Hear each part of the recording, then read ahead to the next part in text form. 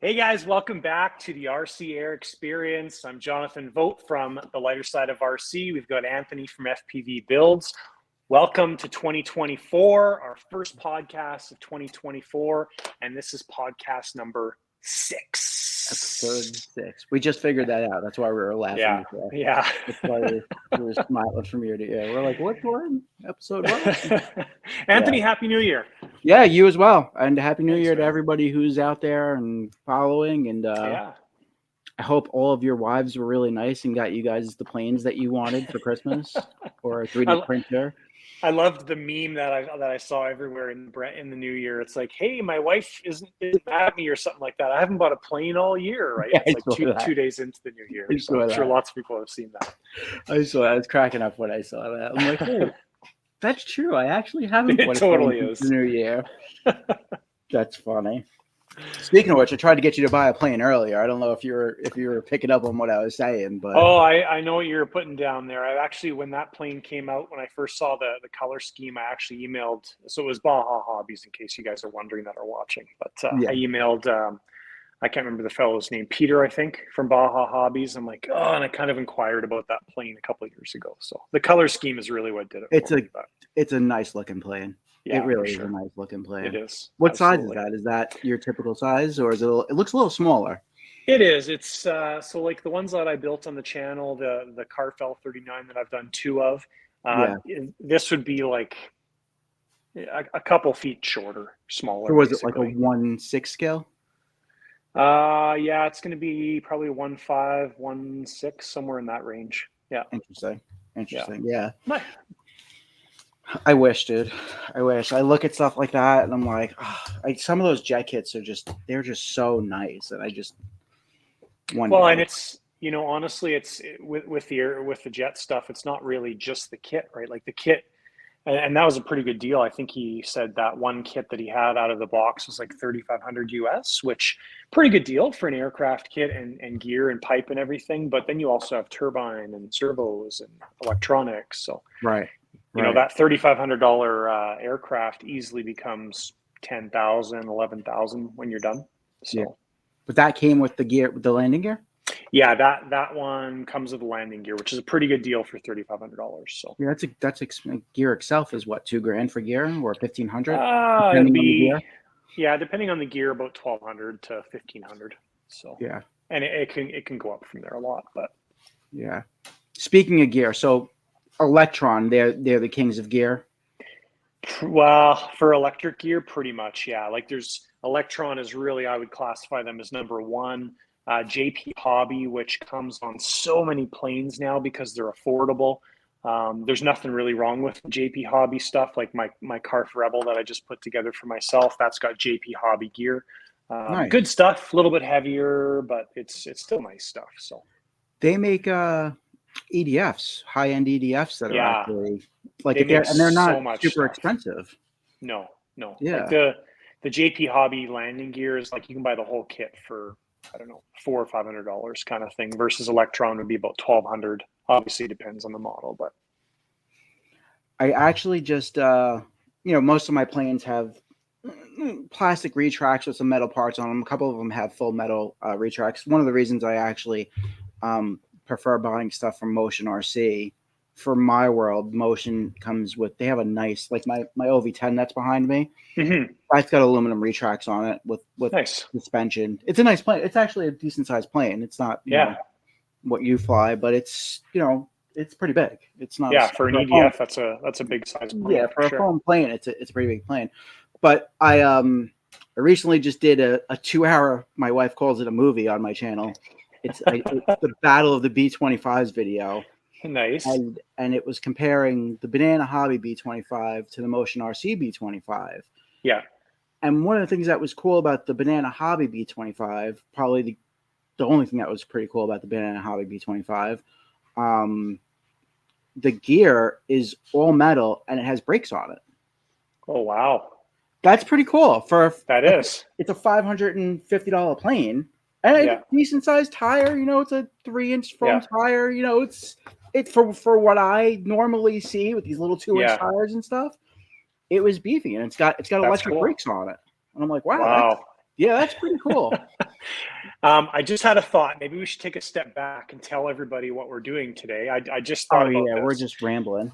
That's Yeah. okay. So normally, obviously, we normally have a guest on Yes. the podcast, but we basically said, hey, let's do a you and me one-on-one kind of thing for 2024 to start off the season, Yep. and that's what we're doing today. So I Yes. just wanted to share that with everybody. So We're gonna kind of talk about some of the things that I have in the works, some of the things John has in the work, what's going on with our channels, what we're trying to work on for some upcoming episodes, stuff like that.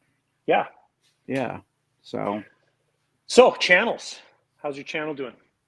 it's doing all right. I envy you, or I don't know if envy is a good word or jealousy is another word, but Why is that? I mean, you're just a video pumping machine sometimes. It's just like, and then it makes me feel bad because I'm like, I really need to get something out, right? But like,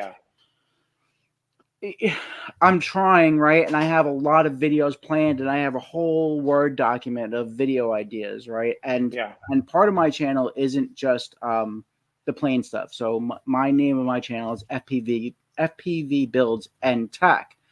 I do a lot of stuff in the tech world. Like I play with Arduinos, Raspberry Pis, 3D printing.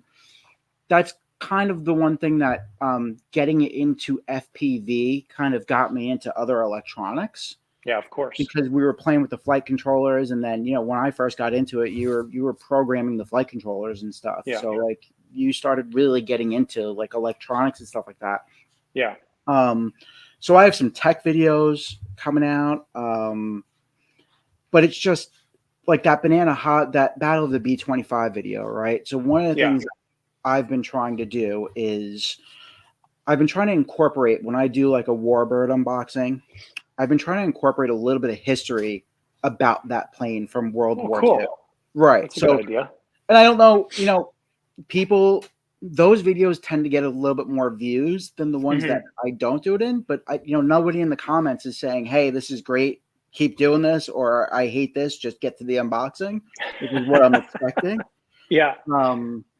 So, it takes time to research the history of it. So the B-25s, one of the most historic things about the B-25s was the Doolittle raid, where we bombed Japan, right, during World War II, and that was a big deal at the time. So I most of the history was about that, but I record the audio for the history part of it separately. I have to go online, and I'm not making excuses. It's just part 2 of all of this, which I guess I'll just unveil really quickly. I am coming out with a store. And that's what's been taking up a lot of my time. Yeah.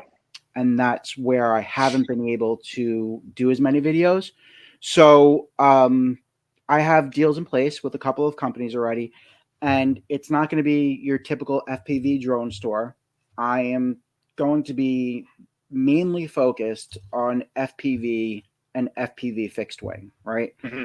One of the different things that I do than most people who put FPV on planes is there's specific planes for FPV. Years ago, I started buying regular E-flite planes and putting FPV on them because it was cool to fly a Warbird.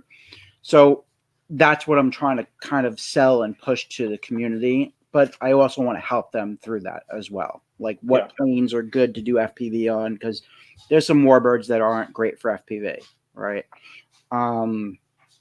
Like putting FPV on a B25, it's a bigger plane. The camera angles aren't going to be great, but you could also put multiple cameras on it. So that's going to be a journey. I'm probably going to crash the hell out of a couple out of them. Like it's definitely coming home in pieces. But the store it's been a lot of work. Right now, we are the U.S. distributor for Dynam RC. So Dynam had some issues. They had to come out with get a new factory and stuff. COVID kind of hurt them. They lost a lot of their support in the U.S. And I am working with Dynam now. So I have a large shipment of Dynam planes on its way from China right now. It should be there actually this week. They should be arriving on the 12th of January. I made a deal with FR Sky, which I'm actually really happy about. Nice. And I kind of had to really push for that because I'm smaller and I'm a new guy, and so Yeah. so for the jet guys, I'm thinking about you as well. I have a couple of those really nice X20 Pros. I have a couple of them, and I have the RB kit that has the redundancy bus. It's a really nice receiver. Nice. Double powered. It's got a flight controller, stabilizer. It's everything. It's great for jets and big planes. So yeah, and the FR Sky Kit, the X20 Pro that I have, comes in a nice aluminum case. It comes with an electric screwdriver. There's a couple of really good add-ons in it. It's $1,000 receiver. Nice. It's a really nice receiver. You had the X20 that you played with, right? I don't remember what model my friend Randy gave to me. I don't remember what it was. I believe it's the X20. The Pro is like a step up from that. Aluminum. Okay. It's an aluminum body. It's a really nice radio. Mm-hmm. So I have FR Sky. I have a couple of other manufacturers that I'm working with. I have Dynam. I'm working with a company in Europe called Cavan RC. They make some nicer quality foam planes.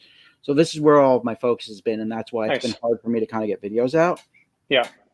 Another thing that we're going to be doing, which I am working through right now, and I was talking to Jonathan about this before we started the podcast. Like, every time I try to do something else for the store, add something to the store, it opens up 20 more things that I have to figure out and do.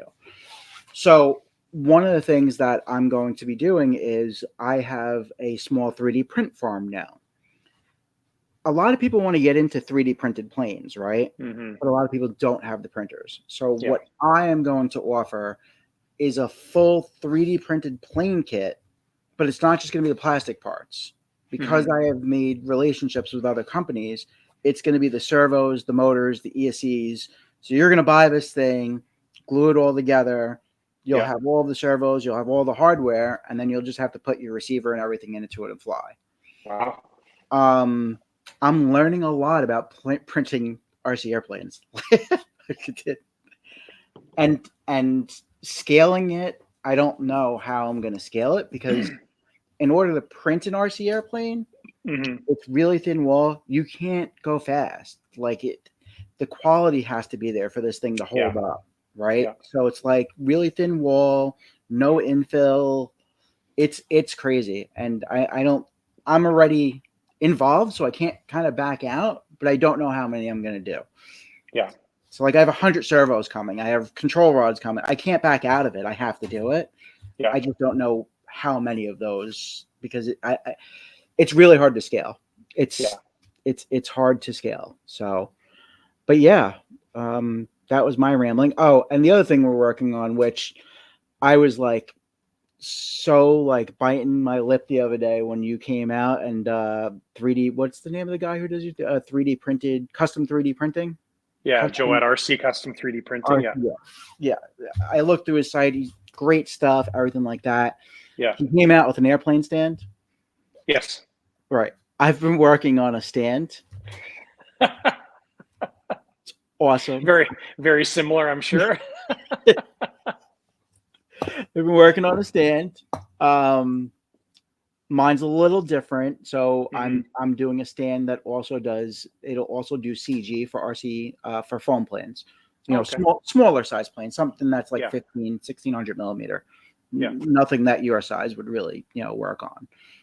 But when I saw that, I was like, man, I really got to step up my game. Mine should have been out like a month ago, but it's. Well, to be fair, Joe actually works on this stuff a ton. So he's been working on, like, he came out with a fuel system I'm just going to say about a year ago.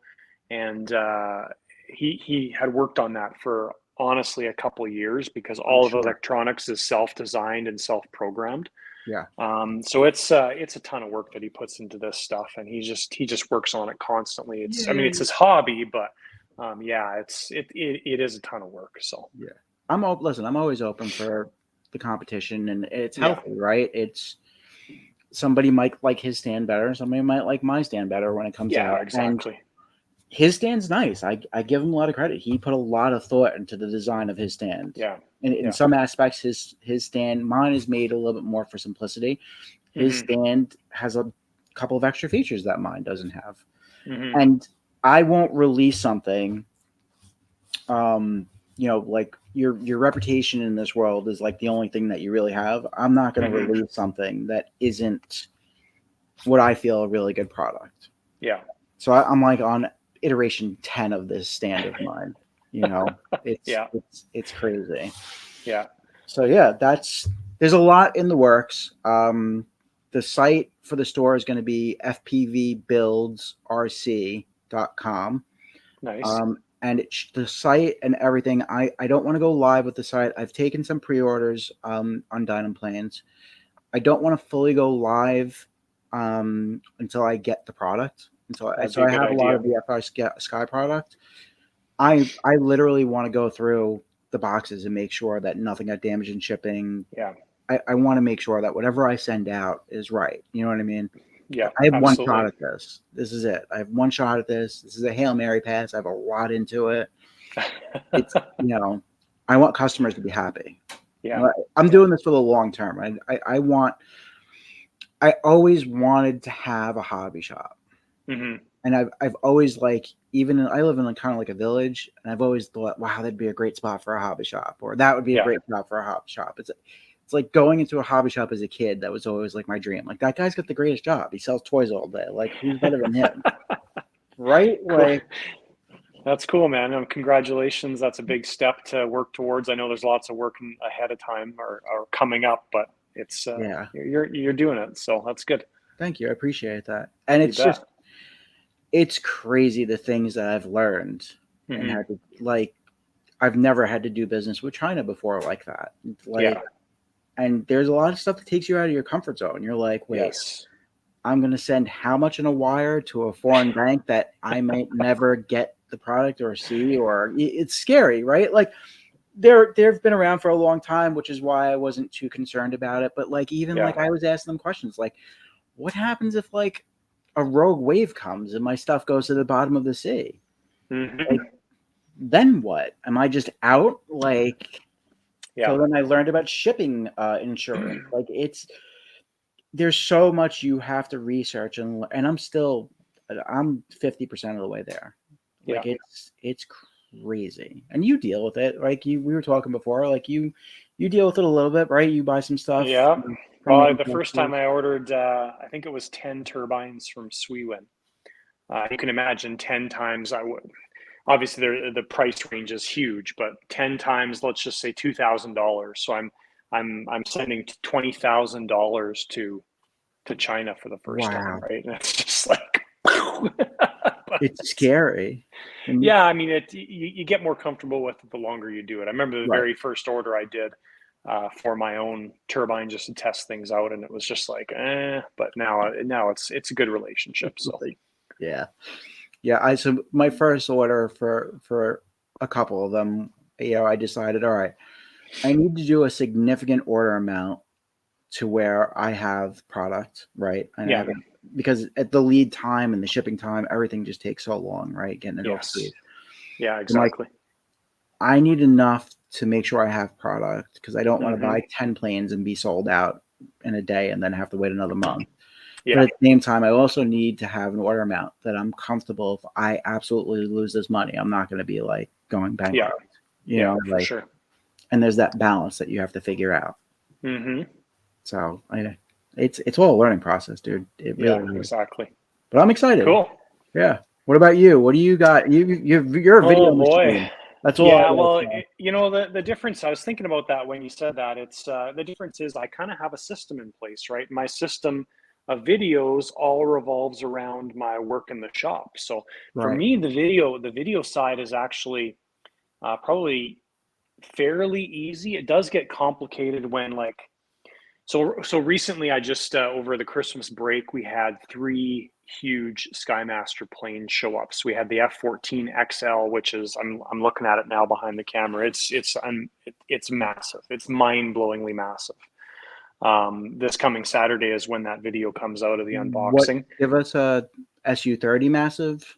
No, it's bigger. The SU30 looks like a toy beside it. And Like they're sitting beside each other here in the shop, and the SU30 is huge. That's a big plane. I was going to say that's a big plane as it is. The F14 is it is mind-bendingly big. Wow. Crazy. Wow. So we had that show up. We had a big, huge Skymaster F16 and an A10, which I've been working on for the past week, and it's almost done. So, for me, when I do the unboxing, it's not just a 30-minute pulling this thing out of the package. It's like when we did the F14, we unboxed the F16 and the F14 in a day, and that was 12 hours of videoing, right? So, it's a lot of video time and a lot of planning, but it does roll together quite nicely with everything I do because my content is there. So right. So yeah, when you say I'm a video machine, I mean I am, but it's also it's easier, right? Yeah, I'm just poking. It's all good. I know. Fun. It's like I said, I wish you motivate me, to be honest. That's good. Like, so when you posted like your 4th or 5th video in like a month, I was like, I gotta get my freaking B25 video out. This is embarrassing. Like, I just gotta get this. Well, we hit a couple cool milestones over the past couple days. So my live channel that I do live streams here at the shop, so it's the lighter side of RC after dark. We did the live this past Saturday, so today's Monday, so 2 days ago, and we had 100 people on at one point during that live stream, which was super cool because it's been getting bigger and bigger every time. But like it was like 99, boom, 100, which was super cool. And then the After Dark channel actually just today hit 1,000 subscribers. My watch time is well beyond 4,000 watch hours because the things are 2 hours long, right? So yeah, that channel is able to get monetized now, which is cool. It was kind of a neat milestone. I was kind of looking at the channel today, and I was like, oh, 999. Oh, I hit 1,000 subscribers. So congrats. That's kind of neat. That is a good milestone. So. It's hard to get there. It's not easy to get there. It's not. Yeah, it is. And people think it would be easy because you can just plug it on your normal channel. Well, it doesn't always work that way, right? Because people that watch my normal content, some of them aren't interested in the live stuff, and a lot of them are, but a lot of them aren't. So yeah, that's actually kind of why I actually am doing a little bit more 3D printing. I've done some shorts with 3D printing, and with the tech stuff, because I'm hoping that I can kind of branch over and get people who are interested in some of the tech stuff over into the plane stuff and be like, oh, that plane and drone stuff is pretty cool. And, I've done a lot of, and listen, my channel now, I think I'm at like 14 or 1,500 subscribers, but my channel's only been up I really started posting like August. So, it happened a little bit faster because everything I was watching and reading, people were like, nobody's going to watch your first couple of videos. It takes a year to do this. And it's like all bad news, right? So I hit 1,000 subs, I think, within month 2. And I was like, oh, this is pretty cool. All right. We're going along. And then it kind of fell off a little bit. But it's like you have to have a niche. You got to have something that, and it's a big space. There's a lot of people on YouTube. Yeah, it's I always watch a lot of YouTube content, like YouTube industry content and how-tos and stuff on how to be a better YouTuber. So I'm familiar with a lot of that, but it's like the numbers are mind-bending. How many people are on YouTube in a day? It's like billion. Like you're talking about billions and billions, right? It's just nuts. So it's pretty wild.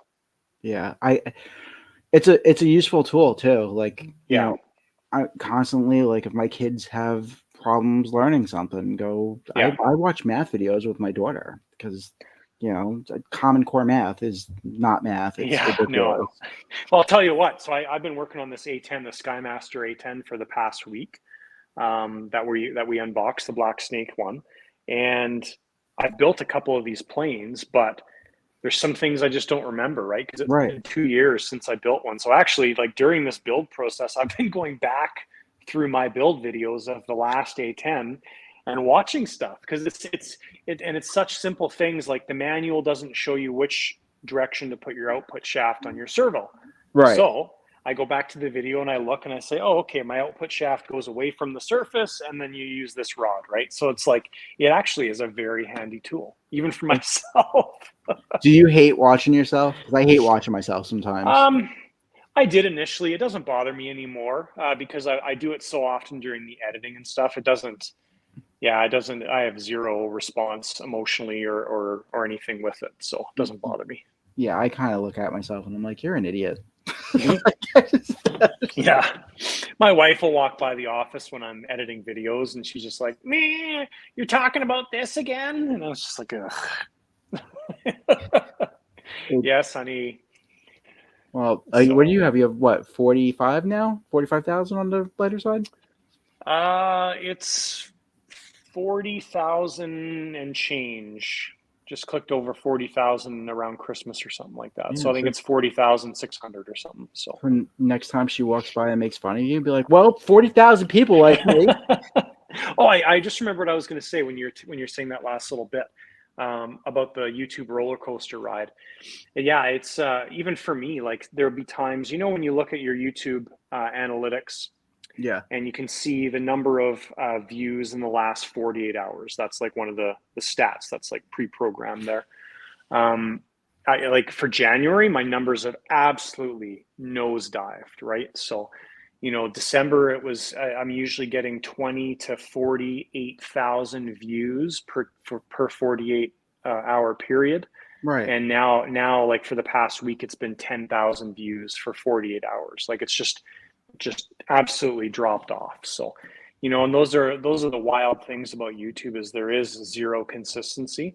Right. You can be as consistent as you want, but your views just go up and down all the time. So. It's up to the algorithm. Yeah. Well, I'm surprised by that because how many videos did you put out in December? You put out quite a few in December. It's the normal amount. Like it's basically 2 per week. So it's 8 videos at least, right? So 2 per week's a lot. I see when people like say, oh, 2 videos per week, like that's a lot of work. Like people who don't do YouTube don't understand. And I didn't understand. I was one of those people, right? I didn't fully grasp. But, like you said, one video could be between shooting, editing, the whole deal. It could be 8 to 10 hours just for one video. Exactly. Yeah, for sure. So it's 2 videos a week you're busy. That's a pretty lofty schedule. The other thing that makes me laugh, there was a comment today on one of my videos. I think it was an older video about how I was showing people how to do wire connectors, like how to make your own ends and stuff. And some guy commented on there today. He said something along the lines of,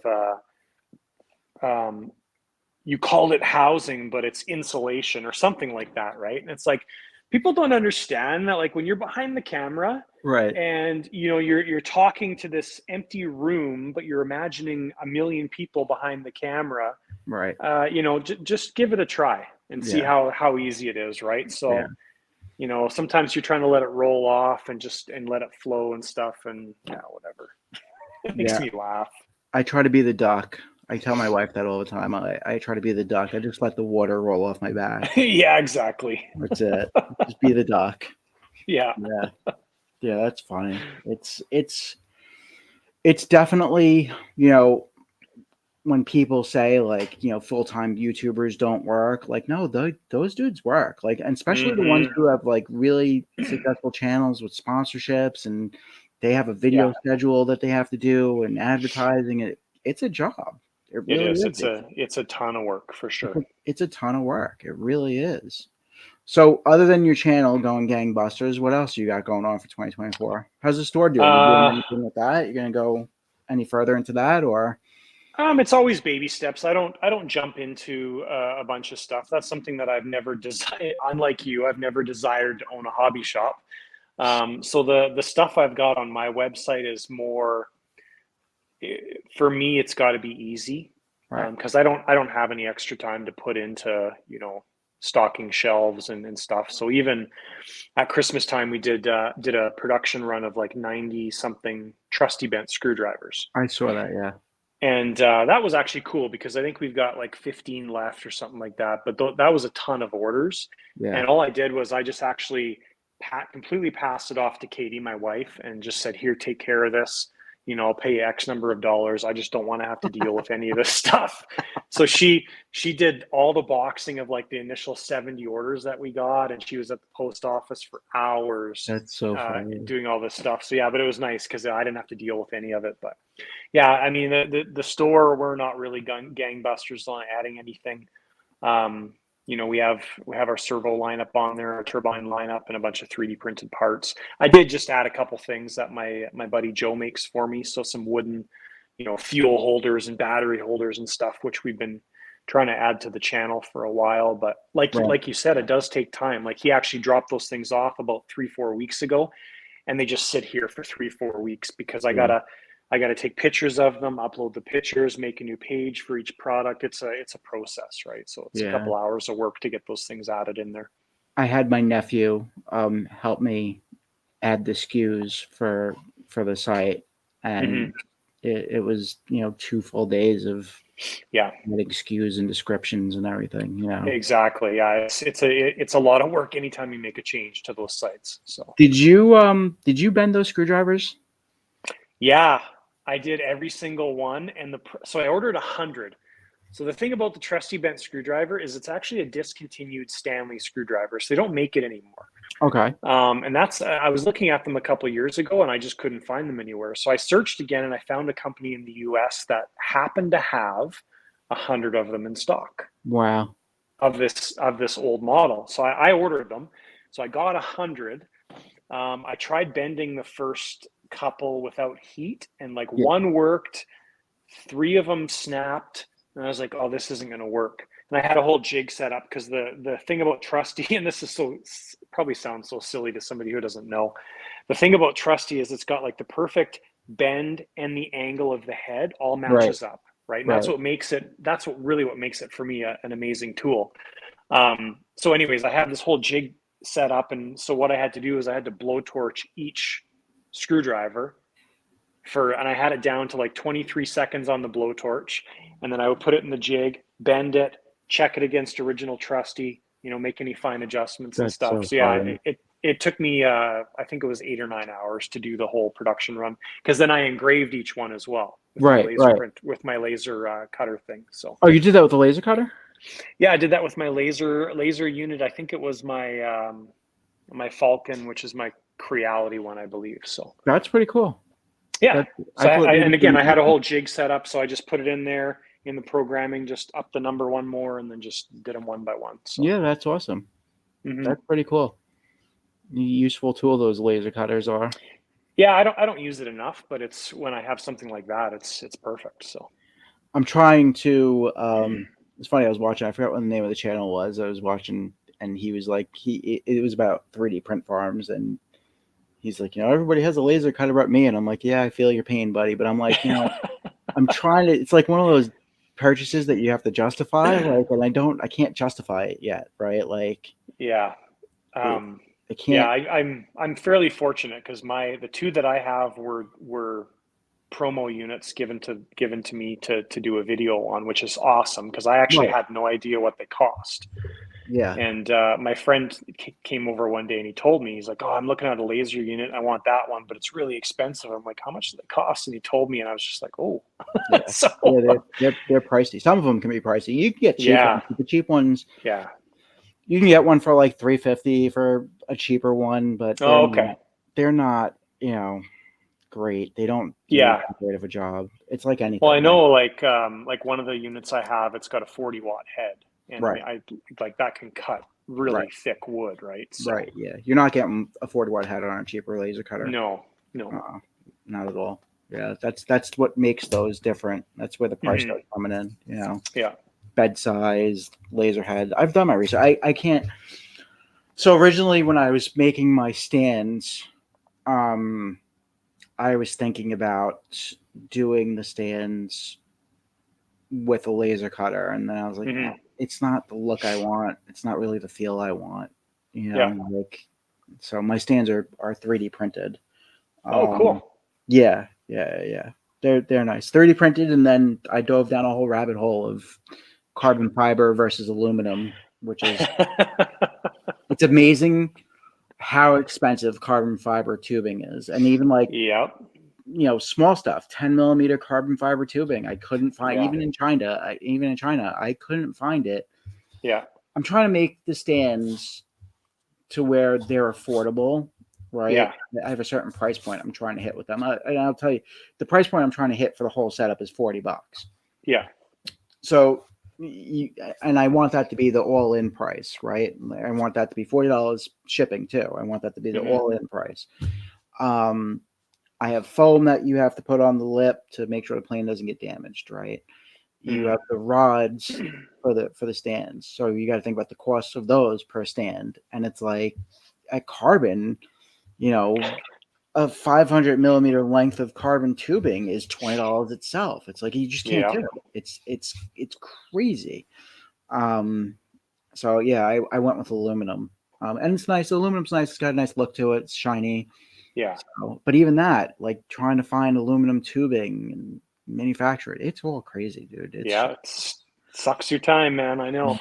I'm telling you, that's what I'm saying. Like every time I want to do one thing, I have to figure out.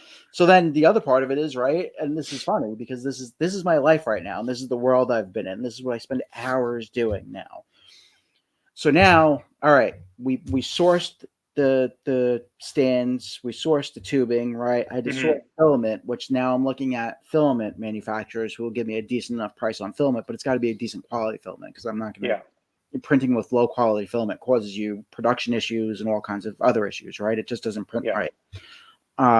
So you got to look into that. And then, all right, great. So now you have the stand, but you got to ship it to customers. So now you got to find a box that's going to work for the stand. But a regular box isn't going to work because of the tubing size. Yeah. You can't do a long, skinny box because that doesn't fit the stand in it.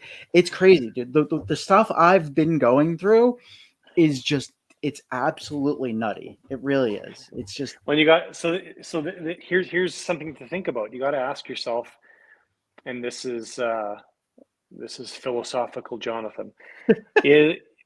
Is what you're doing really worth it, right? Like, I can go to the hobby store and I can buy the foam Robart stand for I don't know how much they are. The last time I bought one was 10 years ago. Let's just say $50. I don't know. Is what you're doing worth it? Yeah. You got to ask yourself that question. I've definitely asked myself. I like to use the term, is the juice worth the squeeze? That's what I like using. And part of the idea for the stand, and I've seen a lot of this, and that was actually the concept for the stand. And I'll grab my first iteration. I have one behind the table over here. I'll show you real quick. But part of my thought was, I see a lot of people in a lot of the groups, newcomers who are having issues with their planes, with CG particularly. The two biggest issues I see with a lot of people coming into the hobby is CG, and they don't have their control surfaces set up right. So left is right, right is left. It's backwards. Or if they're using a flight controller, they'll have it right in manual, but it won't be right in angle or one of the autonomous modes, right? It'll be backwards in one of those modes. And you have to make sure they're right all the way through. And Flight Test came out with a great thing years ago, the high five test, where you stand behind the plane and you go left, right, and you make sure that each side touch right. The CG part of it is something that I see a lot of people struggling with. So part of it is I wanted to be able to help people. The way I designed this, it has one little thing that gets stuck on your plane permanently. It's like a automatic CG spot now. So when you put your battery in, you can test your CG. And the stand's designed to initially, when you're setting up your plane, to put it on the stand and test CG. And these little parts that I have stay on the plane itself, and you don't know, they're tiny. They're under the wings. So that was the drive behind the first part of the stand. The second part of it is, when I was thinking about this whole thing, and I'm sure your friend was thinking about the same thing, is a lot of the stands you see are the bigger stands that Banana Hobby sells them, right? Well, they're great, but not everybody. Like a lot of my plane work I do on top of a table. Like smaller planes, you're not working on this giant stand that takes up a ton of space, right? Not everyone has that. A lot of people work on stuff on their tables, their kitchen tables, their dining room tables. So I wanted a stand that helps do that. So Mhm. it's more for the hobby than it is for me. I did the math on it. I think I'm making $12 a stand is what it comes down to. It's not. I'm not going to get rich on it by any means, but if I can help some people and, somebody sends me a message one day and says, hey, thanks a lot because of your stand, I was able to figure out my CG issues on my foam wing. Awesome. Then it was worth it. Like that's what it's more about. So what you need to do then, this is again philosophical, Jonathan. What you need to do then is when you have those thoughts going through your head of like, how the heck am I supposed to fit this in a box? Just remember why you're doing this to help somebody. Right. Yeah. I'll grab. Hold on. I'll show you V1. Sounds good. What filament are you printing it in? So, like what material? So I originally started with PLA, but they're going to be in PETG. Yeah, that's good. Yeah, because with the PETG, I don't have to go with a crazy infill, and with the PLA, it's brittle. You know what I mean? Well, if somebody leaves it in their car, for example, it's going to be warped, right? So right, and I'm printing them in lighter colors too. So this is V1. Cool. And this is actually my stand, and this is carbon fiber tubing. Yeah. I got on Amazon. Nice. Yeah. So this is V1, and these are my stands now. But this has the stand part has a little nub that goes into the tubing. So it's on both sides. It's got about 2 inches that go into the tubing. Yeah. And this is good for a small Motion RC E-flight plane. You can work on it on your table, and the other part of it is you could also like flip it, and you can, if you have a smaller plane, you can put it on this side, or you can put rubber bands around it and strap your plane down. So your actual finished design, is it the same dimensions, same length? It's going to be adjustable. Oh, okay. So now it's going to slide on this. Mm-hmm. And the rod is smaller. It's thinner. So it's going to slide on that. What's your length there on that unit? So this one, this is probably 25 inches. Okay. Yeah, it's about 2 feet, 24, 25 inches. The other one's going to be 500 millimeters. Yeah. So whatever that breaks down to in inches. But 500 millimeters will be the max. Yeah. So now the way I'm designing it is the stand will slide off basically, and then you can slide on the CG parts. Yeah. So it's quick and easy. Yeah. So, and then it's meant so you only really have to do the CG once when you first really are putting your plane together and testing it. Yeah. And then once you have your CG location, you'll have those things underneath it, and you'll be able to tell what your CG is. Yeah. And it's a well thought out. Yeah. It's a well thought out thing. Like I put a lot of time into testing it and printing it and making it, and it's definitely well thought out. Yeah. It's not for big planes though. Like your planes don't work for that. It's just it's funny. I do have one of my bigger planes down on the bottom on like one of my small stands, like the V1 stand, and like it's just like the nose of the plane. The rest of it is just dangling off the back. It's hilarious. Nice. Yeah. Hey, you texted me maybe yesterday, I think, and you were going to ask me a question, but I forget what the text was about. Yeah. So I'm in the receivers or something, right? Right. I'm in a lot of Facebook groups, and somebody was asking for help in one of them a week or two ago, and it was about they were having receiver issues or signal issues, like signal loss issues. Yeah. And their theory was it was coming from the turbine. It was a small foam turbine jet, like an aerofoam. Yeah. And there was a million different people like with all of their opinions. And I'm like, my opinion was he had a regular receiver and a satellite receiver. And I felt like the orientation of the antennas weren't doing him any favors. And then I also thought the two receivers were too close together. What brand of radio was it? I believe it was FR Sky. Okay. I believe it was FR Sky. That was my thing. But what I wanted to ask you was, because a couple of people said in the comments that, the turbine frequency or the frequency of the turbine can mess with the receiver. And that's where I'm like, well, you know, the world's foremost turbine guy right here. And, you know, when you ask him, have you heard of that? Well, when we set up a plane, generally I won't put anything close to the back end. So the back end being where the turbine usually is, or midpoint on the aircraft.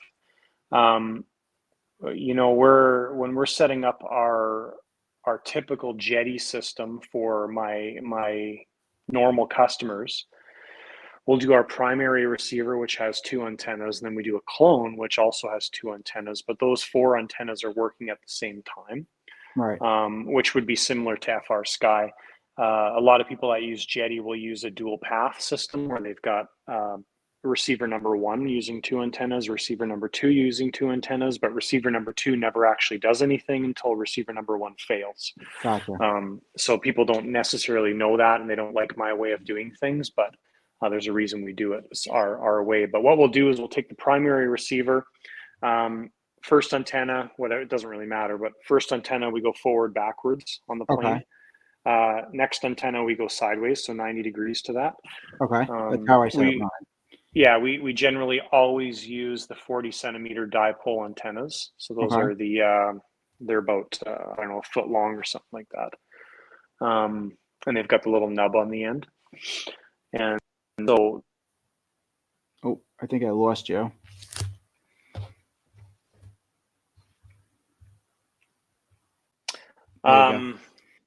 So yeah, we'll generally always have that one pointing forward, one pointing sideways. We use the long antennas so we can keep them separated. When we add the second receiver, which is our clone receiver, we'll put one going straight up and down, and the other one, it doesn't really matter. We just put it on some sort of angle where it's convenient. So yeah, that's how we set it up. But we do keep in mind, you know, you want to keep in mind that you don't want to be close to the turbine because you have this big metal spinning object. Right. You want to keep it away from fuel. You know, if you do a range check on your plane and you're facing your plane and you turn around and you've got a visible signal, like with Jetty, you can see the actual signal of your antennas. Like it'll be a 1 through 9, right, or 0 through 9. So as soon as you turn around and that signal has to go through your body, it drops way down, right? Because it doesn't go through liquid very well. So I guess in theory, because you just made a good point. In theory, I guess the spinning turbine, I guess the frequency of that could mess with the receiver. It does mess with things like with our gyros. We see it a lot with Cortex gyros. It's a pretty common thing. Really? It's not vibration at all. People, and this is, I try and stay out of, like when people ask questions on Facebook, right, and even the forums, I just stay out of it now because like you get all these experts that are on there, and as soon as I comment something, I get like raked over the coals. It's like, okay, I'm sharing this information with you because I know. Right. If I don't know, I'm not going to say something to you. Right. So I completely stay out of it now. But if somebody emails me, I love that because I'll have a conversation with them, but I don't comment on forums. But you see people that are like, oh no, it's vibration. No, it's frequencies within the actual aircraft that cause the rudder channel to vibrate.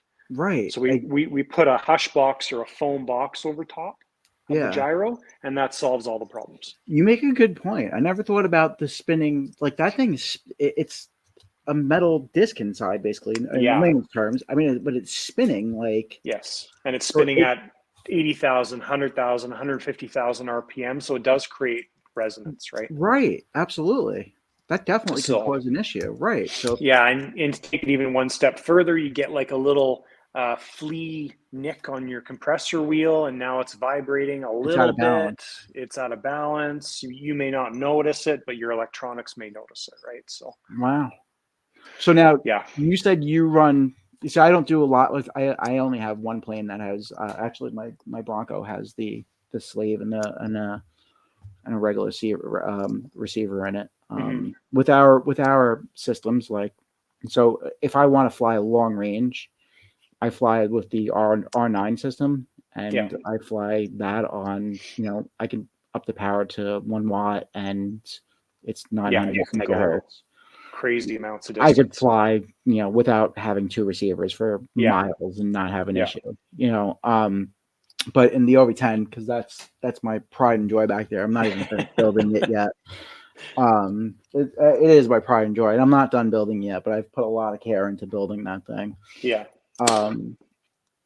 I have a satellite and a regular receiver. So what you were saying is instead of having it to where the slave will pick up the lost signal, you have them both on at the same time. With and that's one of the differences with Jetty. People ask me this all the time, is like, why do you run a clone? Why do you run a clone? You should be using dual path. Right. So the difference is when you're using a clone setup, the Jetty radio has a bunch of sets of antennas, right? So you've got your first set of antennas, your second set of antennas in the screen, and then your 900s are in the handle. Right. If you're using dual path, antenna set number 1 is contacting receiver number 1. Antenna set number 2 is contacting receiver number 2. Antenna set number 1 is the only one working. Right.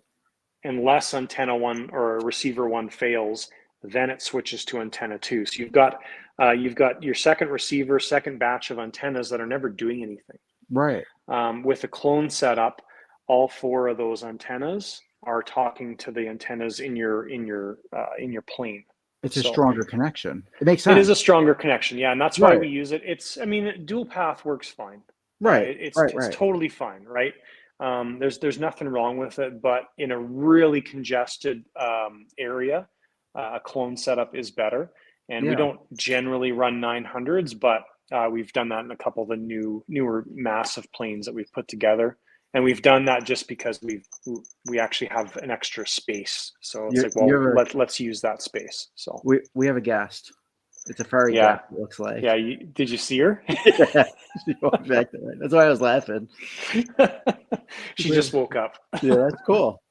Yeah, my furry animal's gone. I'm kind of still upset about it. Oh yeah, you can see her now. I see that. Yeah, sorry about that, man. It's all right. It happens. It sucks. It was, I'm a really manly guy until like my animal. You know what I mean? Like, yeah, for sure. Like, I hear you. She spent I work from home and the kids. I work from home a lot and the kids aren't home and always home, but she was always home with me. And she was just Jack Russell, literally the smartest dog I've ever had. And she would every night we would battle. Like she would sit there like huffing and puffing, waiting for me to get into bed so she could just like curl up into me. Yeah, it was just a battle every night.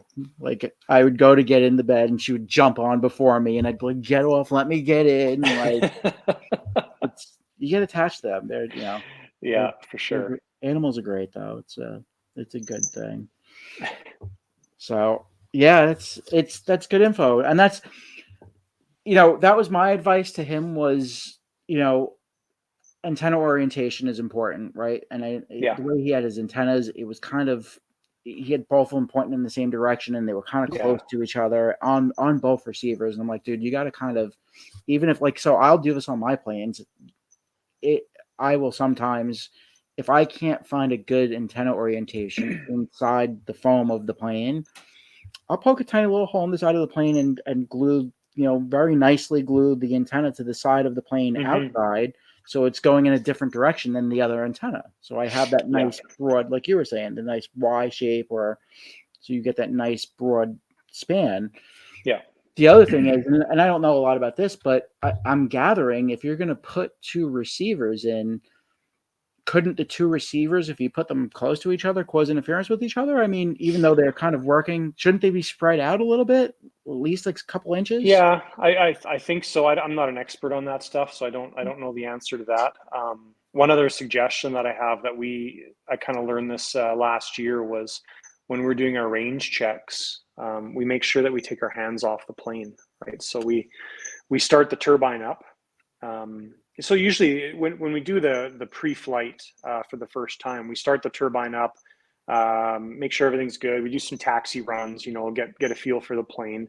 Then usually I'll bring it back and then we'll do our range check at that point, right? Because the engine's running and everything. So the engine's running, you get somebody to stand with the plane, you're taking however many 30 paces away or whatever, you put it in range check mode, and person hands off, right? So you're checking your surfaces, they grab the plane, they turn it 90 degrees, hands off.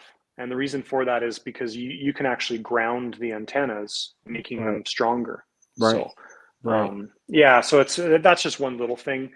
And with our Jetty system, again, it gives you the number, right? So when we're doing a range check, it'll say antenna 1, antenna 2, and it's blipping between like 795, 79. So you're just looking for those things. Yeah. No, those are good tips. That's good. That's good stuff to know.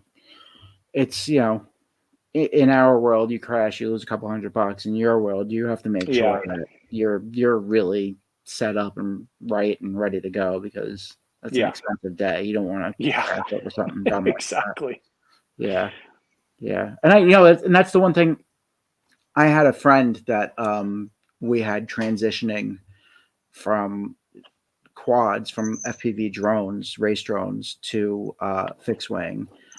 Yeah. And he kind of hastily put his first wing together, his first plane together, and it didn't go well for him the first couple of times. And then he kind of hastily did it again. And I'm like, dude, it's not the same. Like, to enjoy flying, you have to make sure your stuff is kind of set up right. You can't rush that part of it, like the prep part of it. You can't rush. And then ultimately, he tried to fly the plane a couple times. His CG was all off, and he gave up. And I see a lot, and that's why I want to help some people, is because I don't want to see that happen to people. Like, they get we see it in the turbine side of things. I see it as well too with new people.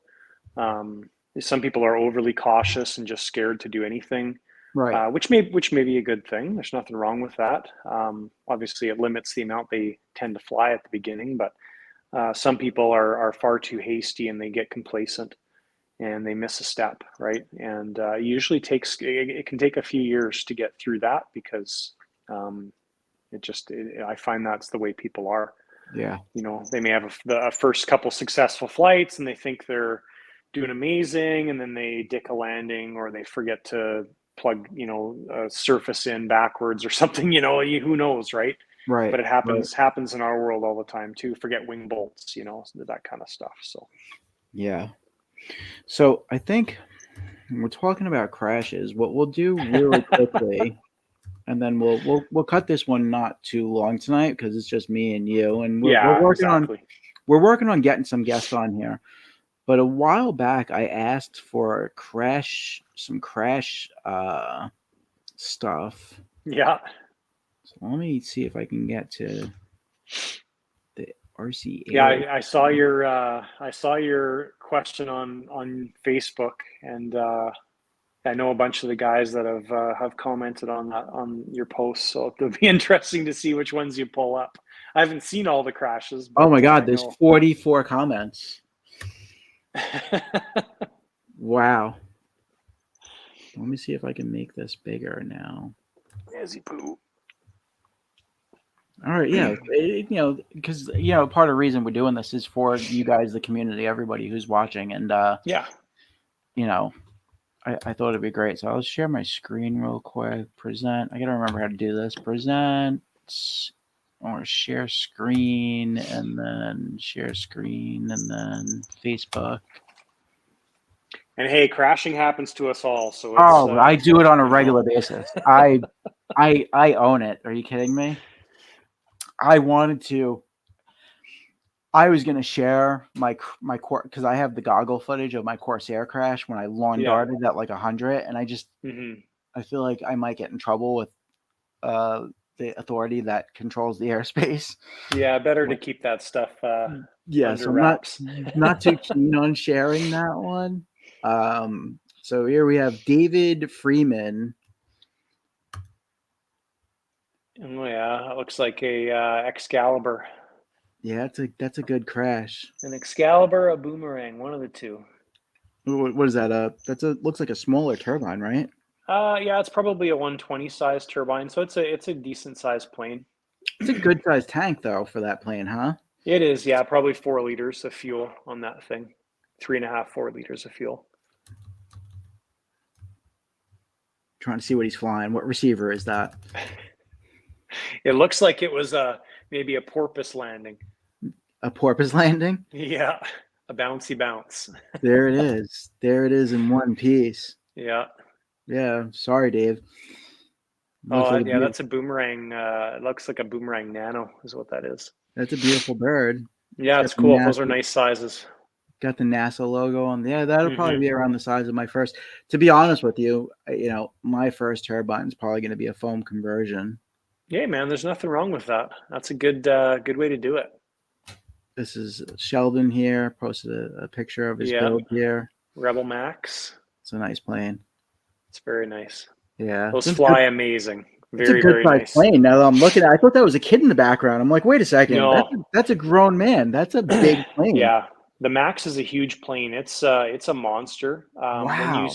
If you have time, look up the Carf Rebel Max. Some of the flights from some of the well, most people fly it amazing, but when those things come in, they land so slow. It will blow your mind how slow they're landing, and they're landing slow, and they'll come in, and you can just wheelie the nose forever. It's so cool. Right here, Brent Littlewood said, "Was my baby until I met Jonathan Voight. Now I have two jets." Yep. That's a gorgeous plane, though. You Yeah, converted them. he sold that one to buy one of his jets. That's a nice plane. Yeah, it is. Yeah. First time I met him, I think Mhm. that was the year he was flying that guy. So Let's see what else we got here. All right, we got some flying pictures. That's a oh yeah, boomerang. that's from Brent as well. Yeah, that's a boomerang sprint. So that's like 140, 120 size. That's a nice size plane too. That one's Now, actually probably one of their most popular ones. with this wing configuration, they fly because I have wings with this kind of tail setup, and they fly really good. Oh yeah, for sure. It's an awesome flyer. Yeah. Why do I have to keep going back like that? All right, keep going. There's another picture of that one. That's from Brent. Brent gave us a bunch of good stuff. He did. There we What, go. His what's this, pilot dude? Dolphin. That's a That's a dolphin. Dolphin. Yeah. So that's kind of a neat plane. It's all wood. So fuselage, wings, everything's wood on it. On the boomerang that's beside it, the wings are wood. Everything else is fiberglass. Yeah, that cockpit's perfect for an FPV setup. Yeah, it's a pretty cool plane. So I would have a full pan tilt. Oh, that looks bad. Yeah, who was that? Let me say, I gotta go back. Yeah, that's an Excalibur. Paul Slade, my Yeah, first jet crash. yeah. Oh, turbine took it too. I had that same plane in the white scheme. That was my I think that must have been my third plane I purchased. My third turbine I purchased. Yeah, that's a rough one right there. Yeah, it is. So I'm also in a. I don't know if you've seen this group on Facebook. It's called SAD Model. Yeah, I'm on Yeah, that. I love that page. I put a post on there too Oh saying, my "Hey, wow, gosh. this is That's my a yard style. sale. That's my style right there. That's how I usually do it. Yeah. That's me all day long. Scrape up the little bits of foam. Try not to pollute too much. Yeah. This has got a foam core, huh? Well, that's so that'll be a fiberglass plane, and it's most planes now they're very, very thin fiberglass, and then there's the foam or the Air-X material laminated in the layup. Yeah. So the thing about that is it's really stiff, but it doesn't weigh hardly anything. So that's Yeah, why I they can use it. see that. That looks like a straight up like foam core. That's pretty Yeah, so cool. it's pretty cool. It's very, very common now on most turbine manufacturers or aircraft manufacturers. That's what they're using. Is this a prop? This is a prop plane. Yeah, yeah, that'll be that's like F3A type thing. Yeah, that's obliterated. Good job, buddy. Hmm. Good job. I think you win the contest so far. Sorry. Any of these I've done worse, I promise. The battery pack in that second one. Yeah, that's what my battery I've had them actually catch on fire. I hit the ground so hard once that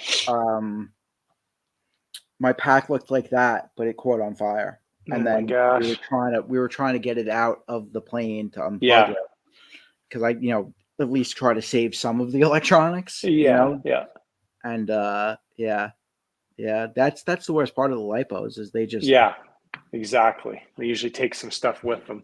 yeah. Scratch build an F-16. Someone's built paint left. That looks like my buddy from Australia. That is. That's very cool. Yeah, he's just been, we chat in Messenger quite a bit, and he's been sending me some pictures and stuff as he's been going through the process and putting lights on his plane as well. So it's cool to see people go through the process, and that's completely scratch built. He's done an amazing job on that. So when you say scratch built, like he straight up started with nothing and started with nothing, built all the, everything. Yeah. Wow, that's really cool. Yeah, it's I mean, well, you can imagine it's so much work. Hours, right? Yeah, hundreds of hours. I couldn't even.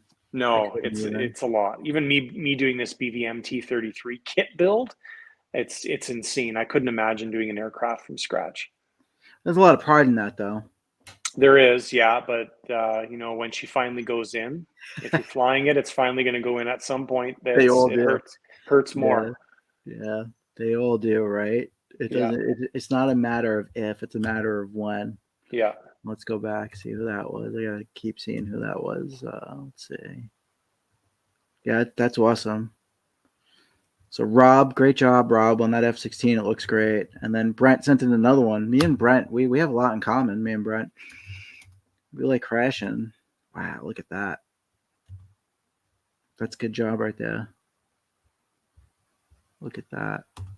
Did I lose you? You still here? Oh, what is this? Oh, okay. I'm like, what happened?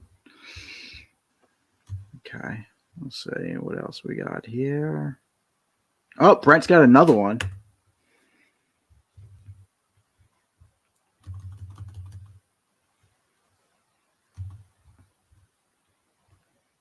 Wow. This looks like, is this electric, this one? Did I lose you, John? Can you hear me? You're muted. Are you muted? I think I lost you. I can't hear you. You there?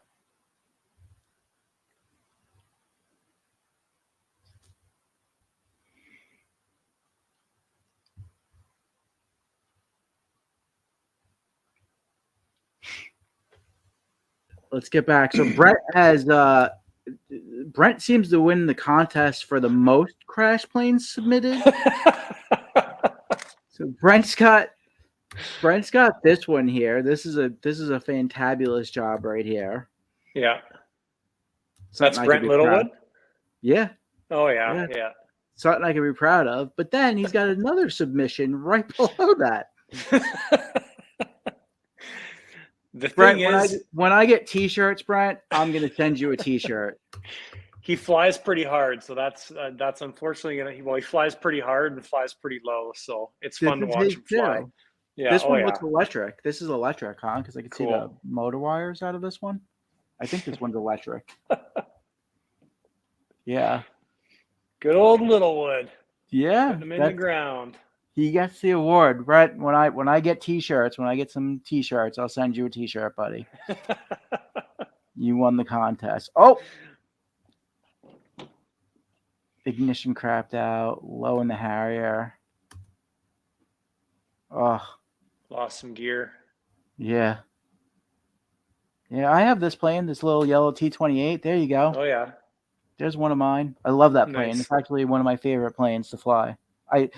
That's the plane if I have like 20 minutes to go fly someplace. Yeah.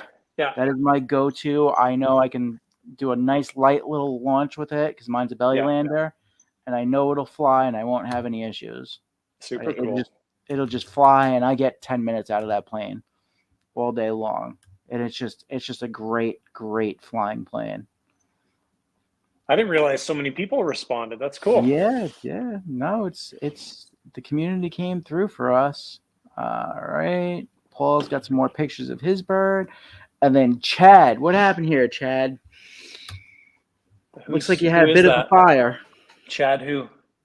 Chad Northeast. Oh, Chad Northeast. Yeah, he's one of our Canadian F3A pilots. He goes to the world competitions every year. Looks like he had a lipo fire. His planes are all electric. So yeah. overheating the battery from doing F3A, or is I don't this know. crashing? I'm not sure. It Oh, well, probably it it look- looks like crashing, maybe, yeah, it looks like because crashing. Chad doesn't really crash, but I don't know. So, Yeah, everybody crashes at some point. well, yeah, he's one of the best pilots I've ever seen. So as far as accuracy goes, Yeah, I'm sure. I'm sure. It's I know, I feel like, you're flying something in the air. It's just a matter of time, you know what oh I mean? yeah, yeah. Well, and something like that, I mean, electrical issue happens, and then who knows how that happened, right? So Right. Right. The gears in the front over here is definitely a crash. That's a bad fire though. yeah, it That's is. bad because it just takes everything with it. Yeah, yeah, exactly. Better off not to use anything from that plane. That's the worst. It just smokes everything. All right, we're almost at the bottom here. All right, yeah, that was it. So Cool.